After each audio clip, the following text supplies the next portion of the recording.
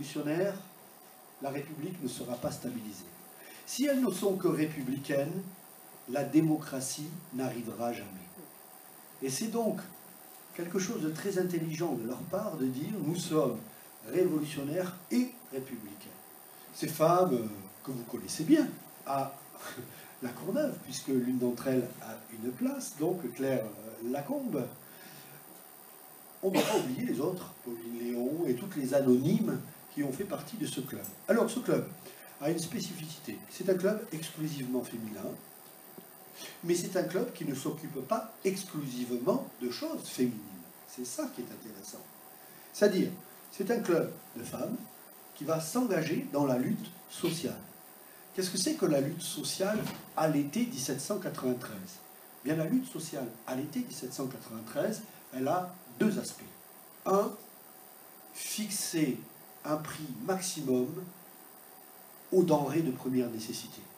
Le sucre, le café, le savon, le blé, bien sûr, la viande quand il y en a un petit peu, les légumes. Empêcher la spéculation sur la nourriture. Donc, imposer le maximum des prix.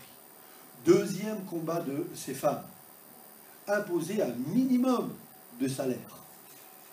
Maximum des prix, minimum des salaires. Ces femmes s'engagent dans la vie sociale et économique et transforment leurs demandes sociales et économiques comme des demandes politiques, en disant aux députés, ce sont des lois que vous devez voter pour garantir nos vies. Nous voulons bien que nos fils, nous voulons bien que nos maris, nous voulons bien que nos frères aillent défendre la patrie. Je vous rappelle quand même qu'à ce moment-là, toute l'Europe des monarchies veut tuer la République. Toute l'Europe des monarchies attaque la République.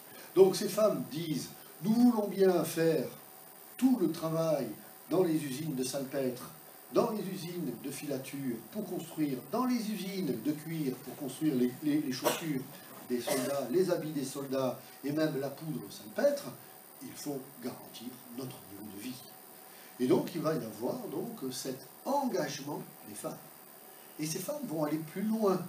Elles veulent engager une révolution culturelle. Elles veulent engager une révolution culturelle. Qu'est-ce que c'est qu'une révolution culturelle ? C'est celle dont a parlé Brigitte tout à l'heure. Elles veulent que les citoyens portent tous des cocardes. Oui, parce qu'il y en a qui se cachent, qui font semblant d'être citoyens, mais qui ne veulent pas vraiment toutes les mesures sociales. Elles demandent que chacun porte une cocarde. Elles dansent des carmagnoles, elles chantent des chants révolutionnaires, elles apprennent à leurs enfants par cœur les droits de l'homme. Pour certains révolutionnaires, c'en est trop, hein. C'en est trop. Même des députés qu'on pourrait considérer comme progressistes, sans être contre-révolutionnaires, ces femmes prennent un petit peu trop de place, un petit peu trop de place, hein. Oh là là, on va se faire déborder. On va se faire déborder. D'autant que des bagarres commencent à éclater entre les femmes. Entre les femmes des halles qui sont des commerçantes, qui font des bonnes affaires, et des ouvrières qui mettent justement ces commerçantes en face de leurs responsabilités en leur disant comment en étant mère de famille, comment en étant des républicaines, vous pouvez spéculer, vous pouvez jouer ce petit jeu qui fait le jeu des aristocrates. Il y a des bagarres. Et des députés qui n'attendent que ça disent, vous voyez, les femmes dans l'espace public, ce sont des metteuses de désordre, de pagaille. Et hélas, arrive une date sombre dans l'histoire des femmes, il faut le dire, le 30 octobre 1793, le décret Amar.